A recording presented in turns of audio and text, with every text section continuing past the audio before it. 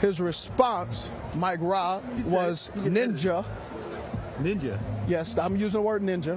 I'm just using the word ninja. I don't mess with you. And it was a curse word. And so I was like, all right. And then he repeated it. So I'll say it again. I'm sorry that I said you were a jag, just a guy who's an average wide receiver they use a first-round pick on that isn't doing anything. I hope today that you actually show up in a way that you haven't showed up in the last couple of years since they drafted you. So if you ever got a problem with Agent 89, I'm sorry for saying that you're an average wide receiver that they eventually will move on. And when teams call me and asking, should they trade for you, I will say no, don't trade for Jerry Jeudy because he's mentally unable to handle constructive criticism from people who watch specifically, can he be a wide receiver? He could be a wide receiver. He's a tier 3. Go back into the studio. I'm done now. Thank you. Jerry Jeudy has been hearing the same question for years, but right now in Cleveland, that question feels louder than ever. What if Steve Smith Sr. was never really hating on Jerry Jeudy? What if he simply saw the problem before everybody else wanted to admit it? Years ago, Steve Smith looked at Jeudy and basically said he saw an average NFL receiver hiding underneath all that hype. At the time, that sounded crazy. Jerry Jeudy was still young, still explosive, still carrying that Alabama reputation, and people believed his best football was right around the corner. But now, after everything that has happened in Denver, and everything currently happening with the Cleveland Browns, those old words are starting to sound less like disrespect, and more like an early warning. Because this was never really about whether Jerry Jeudy could run routes. Everybody knew he could. It was never about whether he had enough speed to get open. Everybody saw that too. As a football player, he's just not a great football player. He keeps dropping the football. That's the issue. In the most talented receiver draft class in the history of the National Football League, and you haven't been worth a squirt of piss. You really haven't. You've been a bust. I don't understand what he was doing. I don't know if he was trying to give somebody an and one mixtape dead leg, like he was hot sauce. You're an average wide receiver that they eventually will move on, and when teams call me and asking, should they trade for you, I will say no. Jeudy does all that route running in the offseason and can't catch a fucking pass. After the game, Jerry responded, and you be doing all that talking during the season while your breath be smelling like your ass. Shortly after, he deleted it. Then came the Kansas City game in December. Furious over a blown holding call, he rips off his helmet and makes contact with a ref. No suspension, but he gets hit with 2 fines totaling 36 bands. The real question was always whether he could consistently finish plays and become the kind of receiver a quarterback could trust when the game got tight. That difference matters. Plenty of NFL receivers can flash for one afternoon. Plenty can make one defensive back look silly in practice. Plenty can put together a highlight package. But true number 1 receivers are supposed to do it over and over again, especially when everybody in the stadium knows the football might be coming their way. That is where Steve Smith's old criticism becomes uncomfortable for Cleveland right now. Jerry Jeudy has already shown everybody his ceiling. Cleveland saw that in 2024 when he finally delivered the kind of season people had been expecting since he entered the league. That year gave Jeudy, believers, everything they wanted. Big production, huge receiving numbers, big plays, and finally proof that all the talk about his route running could turn into real results. For a moment, it looked like the entire debate was finished. Maybe Denver had simply failed him. Maybe the quarterbacks had held him back. Maybe he just needed a fresh start in a system that actually understood what he could do. But the NFL does not judge players on one season forever. That is exactly why this story is coming back now. Jerry Jeudy is no longer the young prospect everybody can protect with potential. I didn't want to, as people were saying, I'm being goofy or I'm being fake. I'm never going to walk back what I said because you can't. It's already said. So what I wanted to do, though, because I'm an old school guy, I like to look people in the eye, whether it's good or bad, to get a real sense of who they are. So when I approached Jerry Jeudy, I wanted to say that I apologize because it was the type of words that I used that obviously did not sit well with him. And that's more important than walking back my words, because if you could talk about a man, you got to be able to look that man in the eye, say something, and give him an opportunity. And so when he responded the way he did, I was getting light-skinned. I didn't handle it. I was very emotional. I came back on the air, was like, all right, cool. I apologize for how I said it, what I said, and it didn't sit well. And that wasn't my intent. But what's done is done, and I'm sorry. And it makes me more aware. I got to use different words, not make it come across like I'm jealous or envious of the current players, because I'm not. I actually appreciate and love He has been in the league long enough. He has been paid. He has been given opportunities. He has already received the second chance that many players never get. Cleveland did not bring him in as some cheap experiment. The Browns made a real investment in him because they believed they were getting a player Denver never properly unlocked. And for one season, that belief looked brilliant. Now the pressure is different, because the Cleveland Browns offense is changing around him, and suddenly Jerry Jeudy is not standing in a receiver room where everybody has to wait for him to become the answer. Cleveland has added younger talent. Competition is getting stronger. Shedeur Sanders is developing inside this offense, and every clean pass that reaches a receiver creates another evaluation point. Every good route matters. Every contested catch matters. And yes, every drop matters too. That is where Jerry Jeudy cannot hide behind reputation anymore. If Shedeur Sanders puts the football where it needs to be and the play still dies, the quarterback cannot wear all of that blame. At some point, the receiver has to finish the job. And that is what makes this entire situation so fascinating. Jerry Jeudy may still be one of the smoothest receivers on Cleveland's roster when it comes to getting separation. He can still create space. He can still make a defensive back turn the wrong way. But the NFL does not give points for winning the route if the football ends up on the ground. Steve Smith understood that part of the position better than almost anybody. He was not built like some giant receiver who could survive on size alone. He had to fight for everything. His entire career was built around finishing plays, playing physical football and making defensive backs feel him for 4 quarters. So when he looked at Jeudy years ago and questioned whether the total package matched the reputation, people took it personally. They heard an older receiver tearing down a younger player. But maybe Steve was looking at something much simpler. Maybe he was asking the one question everybody should have been asking from the beginning. What happens after Jerry Jeudy gets open? That question followed him through Denver. It followed him into Cleveland. And even after his breakout season, it never completely disappeared. Because one great year can prove that a player has the ability. It cannot automatically prove that the player has become consistent. That takes repetition. That takes trust. I wanted to say to him face to face, like, hey, I know I said some things in the past I probably shouldn't have, and I'm sorry. That's what I wanted to say to him. His response, I don't mess with you. You can't apologize to me. I would have understand that, and I would have listened to what he had to say. But where I'm from, if somebody talk bad about you, you don't go to them in person and try to act friendly towards them like you ain't just talk bad about them. I don't got no hate towards Steve Smith. You know, he a good player and all and stuff like that. I just stand on what I stand on. You feel me? If you feel some type of way, keep that same energy when you see me in person. I don't got nothing against him or anything. That's just how I feel. And one thing I should do agree on, I feel like I should just listen to what he had to say, but at the same time, I'm going back to my roots and where I'm from. Once somebody talk bad about you behind your back, you can't talk to. Don't expect them to come to them in person and think everything gonna be okay. That takes showing up again when defenses adjust, when the quarterback changes, when the offense struggles, and when the easy excuses disappear. And now Cleveland may finally be reaching that point with Jerry Jeudy. This is not about calling him a bad player. That would be too simple, and it would not even match what we have seen from him. Jerry Jeudy clearly has NFL talent. The bigger problem is that Steve Smith never questioned whether he belonged in the league. He questioned whether Jeudy would ever consistently become more than a talented receiver who always seemed capable of giving you more. Years later, that exact debate is still alive. And with Shedeur Sanders throwing the football, younger receivers pushing for opportunities, and Cleveland trying to figure out which players really belong in the future of this offense, Jerry Jeudy may finally be running out of room to live off what he could become. Steve Smith said it early. Cleveland is now getting the chance to find out whether he said it right.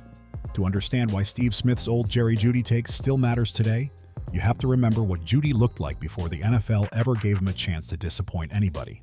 He was not some raw prospect who needed 3 years to learn how to run a route.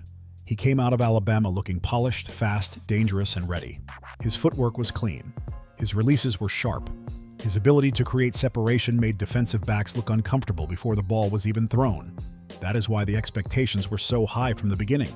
Jerry Jeudy was supposed to be one of those receivers who made the transition look easy. He had already played against elite college competition. He had already produced at a massive level. He had already shown the kind of route-running ability that coaches usually spend years trying to teach. So when Denver used a first-round pick on him, nobody was thinking about whether he could become a decent NFL starter. The expectation was much bigger than that. He was supposed to become a difference maker. That is what makes the Steve Smith criticism hit so hard all these years later. Steve was not looking at a player with no ability. He was looking at a player with obvious ability and asking why the complete package was not showing up every week. There is a major difference between being talented and being dependable. Jerry Jeudy has spent most of his NFL career living right in the middle of that difference. The tape has always given you moments where he looks special, One clean release at the line, one sharp cut over the middle, one deep route where he leaves a corner trailing behind him. Those plays make people believe the breakout is coming again. They make coaches believe they can fix everything. They make quarterbacks believe that if they can just find the right timing, the whole offense might open up. But the next part of the play has always mattered just as much. Can he secure the football? Can he finish through contact? Can he stay locked in when the pass is not perfect? Can he give the quarterback confidence that a well-placed ball is going to become a completion instead of another missed opportunity? That is the part of Jerry Jeudy's game that has followed him from Denver all the way to Cleveland. And now it matters even more because Cleveland does not need another receiver who only looks good in theory. This Browns offense is trying to build something around a changing quarterback room, younger weapons, and a completely different future than the one Jeudy walked into when he first arrived. The margin for wasted plays is getting smaller. That is especially true with Shedeur Sanders involved. Shedeur's entire evaluation is going to be judged on what happens after the ball leaves his hand. Was the read correct? Let me address this, and I believe it needs to be addressed. What was being said by Jerry Jeudy and Shedeur Sanders? Every single game is emotional. There's always tension, conversations. When people get animated, you rarely see on the sideline two players talking, or a coach talking to another coach, or a player talking to a coach, where there isn't a few F-bombs being dropped, a little bit of frustration, and a little bit of the veins bulging out. I've been in this position before. My rookie year, I was on a team that was 1-15. Getting ran through every week is a little discouraging. But I want to tell you this, man, stop trying to make something out of nothing, especially if you weren't on the sideline here. Everything that was transpiring and going on. It's nothing wrong with having a conversation and expressing frustration, but understanding that every wide receiver and every quarterback will have a disagreement. They will discuss things on the sideline. So all of the people that are actually piling on to Jerry Jeudy and calling him all these different names, I'm just telling you, man, I think you should stop. I don't think it's fair, and I really don't think, especially if you weren't on that sideline to hear it, to jump to conclusions that all of it is negative. Was the timing right? Was the football accurate? Did the receiver finish the play?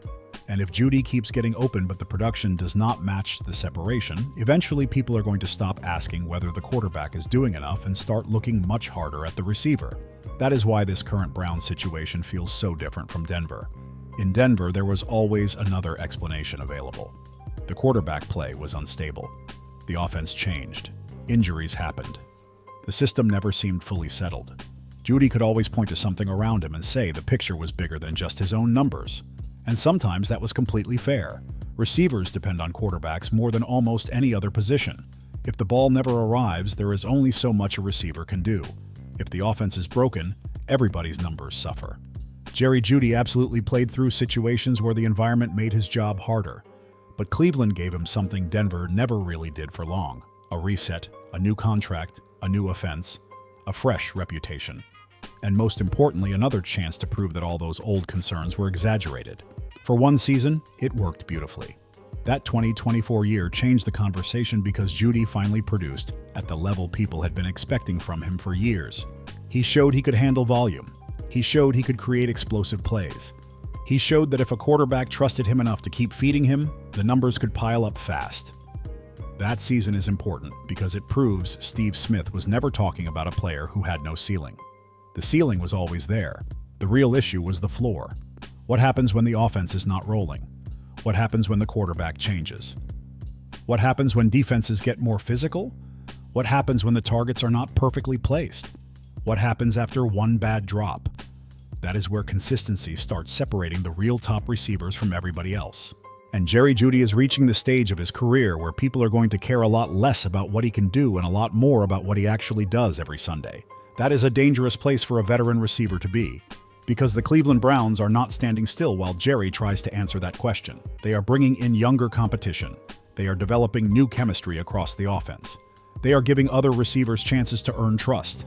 Every rep is another chance for somebody else to prove that the offense does not have to depend on Jeudy the way it once did. And if that happens, Steve Smith's old comment becomes even harder to ignore. Not because Jerry Jeudy was never talented, not because he never had big games, not because he never proved critics wrong, but because the NFL eventually stops paying for potential and starts demanding reliability. Cleveland did something very important for Jerry Jeudy that Denver never really managed to do for long. They gave him a fresh start without all the old baggage following every single snap. New city, new offense, new quarterback situation, new expectations. For a receiver who had spent years hearing the same questions about drops, consistency, and whether he was really a true number one option, Cleveland offered exactly what he needed: a clean reset. And for a while, Jerry Jeudy made that decision look brilliant. The Browns did not bring him in to be a background player. They believed there was still more there. They saw the route running. They saw the separation. They saw a receiver who could still create problems for defensive backs if somebody simply gave him enough chances. And once Cleveland started feeding him the football, the production finally exploded. That 2024 season changed everything. Jerry Jeudy finally crossed the 1,000 yard mark. He put together the kind of year people had been waiting on since his Alabama days. He had a massive game against Denver, his former team, and for one night he looked like the exact receiver Cleveland thought they were buying low on. That performance mattered because it was not just some random good game. It felt personal. It felt like Jerry was finally answering every old criticism on the field instead of through words. That is why the story became so interesting.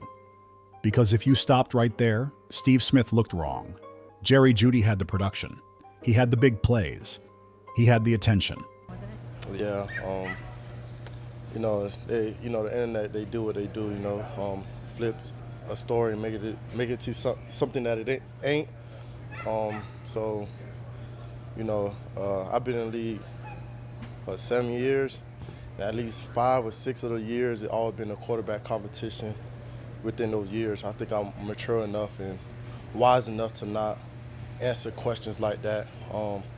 For everyone to believe that I would answer something like that on social media is kind of wild, but you got to understand this what we in, and understand how everybody viewing the quarterback competition in this room. So every little thing is going to try to turn it into that, and which I get, I understand, but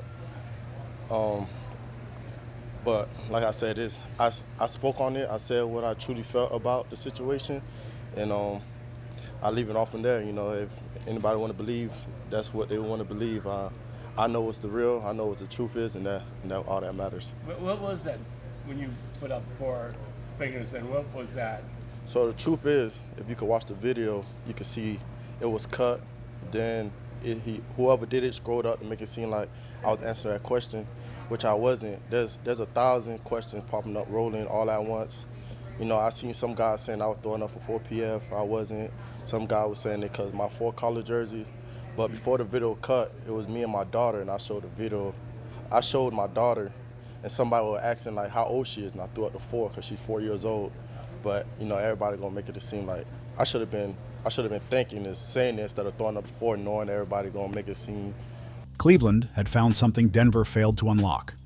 For all the criticism about being average, Jerry finally had a season that looked anything but average. But the NFL is cruel when it comes to reputation. One big year can change the conversation. It cannot erase the question. And that is where the Steve Smith angle comes roaring back.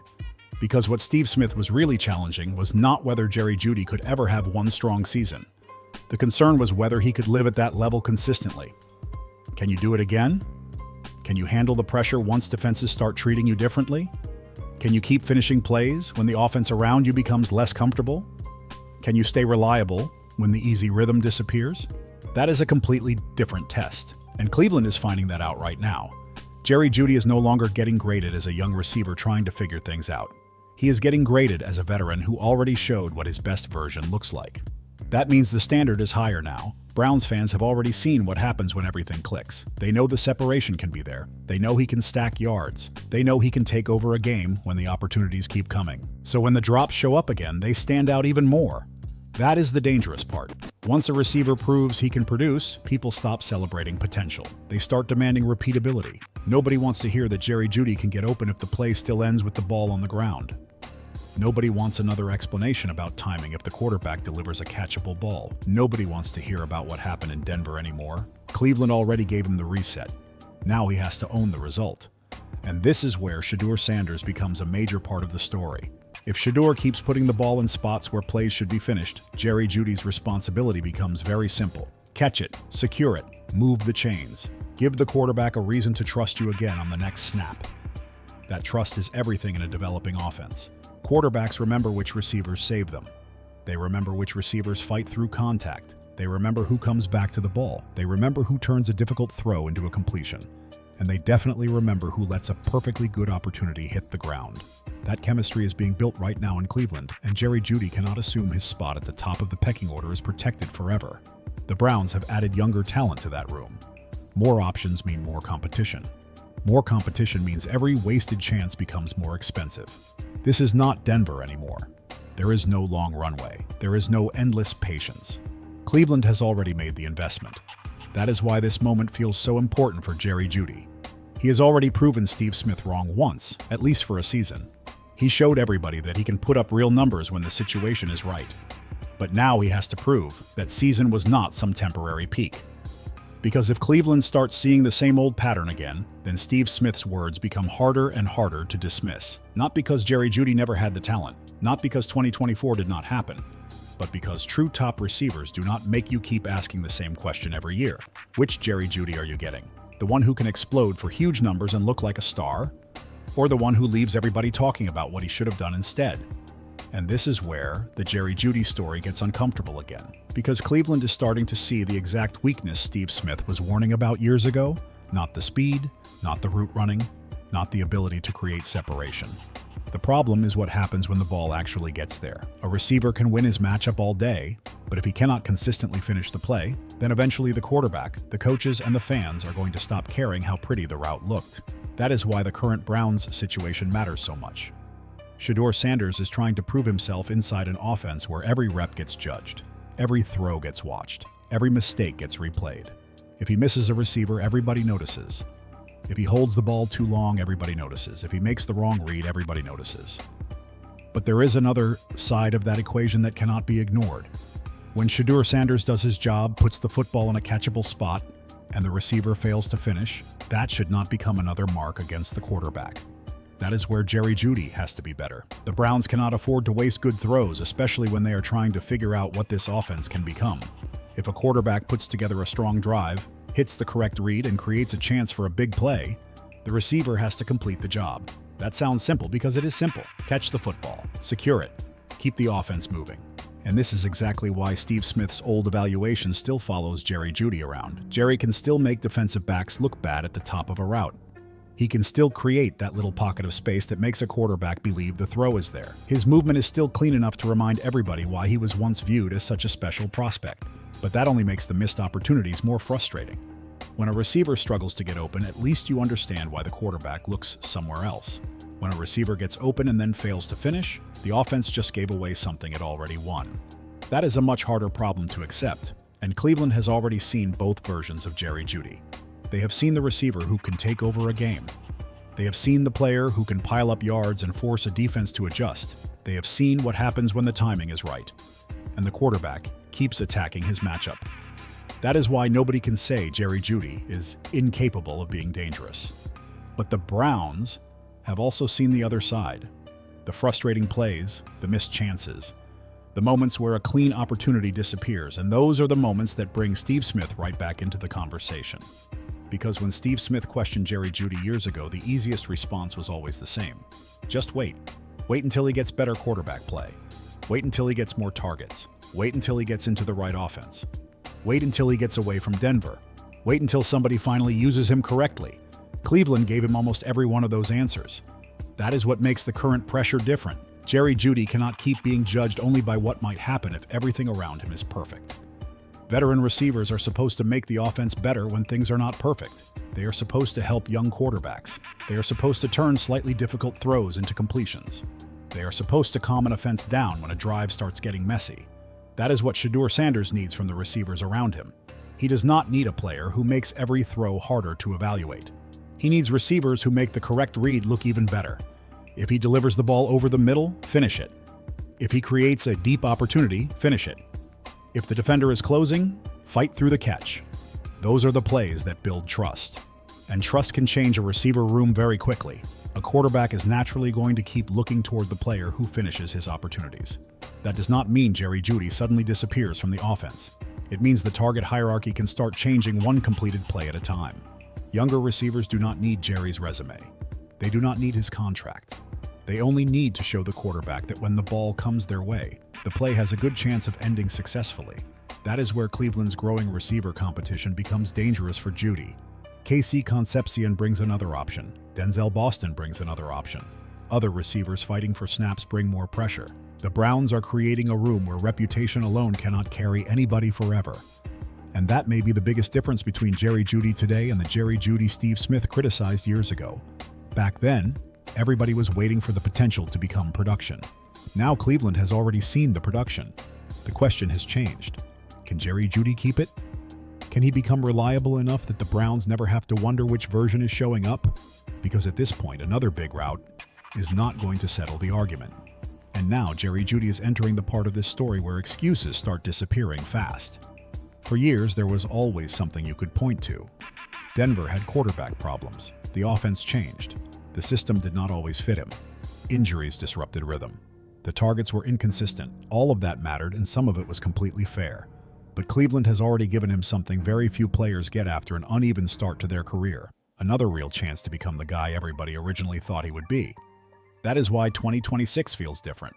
The Browns are not waiting around for Jerry Jeudy to figure out who he is anymore. They are building around competition. They have added younger receivers. They are developing a new offensive identity. Shedeur Sanders is getting more comfortable. The entire receiver room is becoming more crowded, more athletic, and more demanding.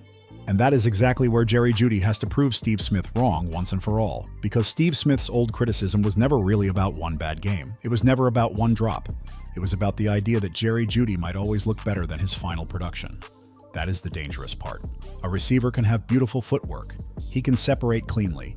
He can look like one of the smoothest players on the field. But if the final result keeps coming up short, coaches eventually stop grading the route and start grading the outcome. That is where Cleveland is right now. Jerry Jeudy already had the breakout season. He already showed everybody that he can put up serious numbers. That part is done. Nobody can say he never proved it. The problem is that the Browns now need to know whether that version of Jerry Jeudy is sustainable. Can he become reliable week after week? Can he stay locked in when the offense is under pressure? Can he become the kind of receiver a quarterback trusts without hesitation? Can he finish the opportunities that younger receivers are fighting to earn? Those are the questions that matter now.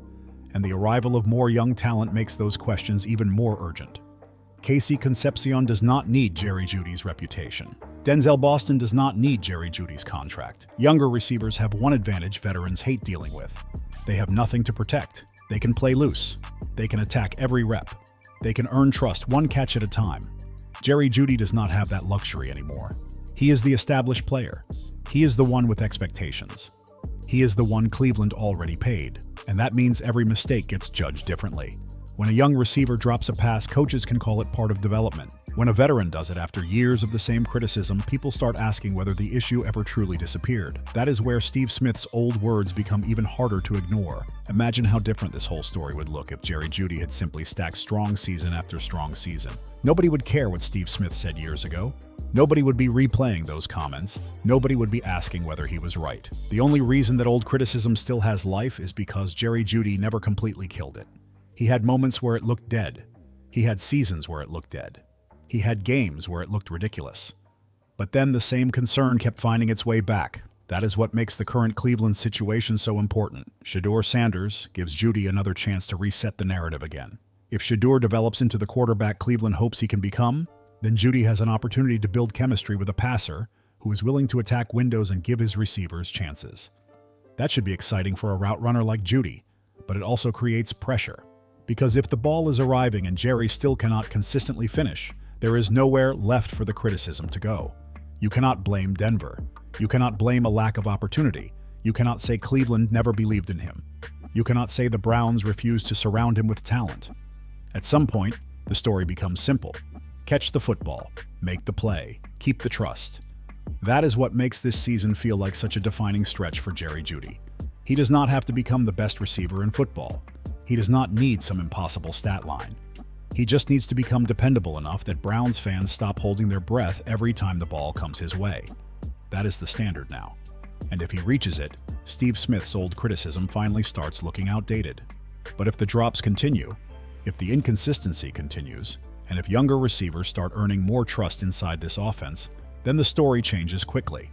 Suddenly, Steve Smith does not look like a hater. He looks early, very early. And that is what makes the Jerry Jeudy situation so fascinating right now.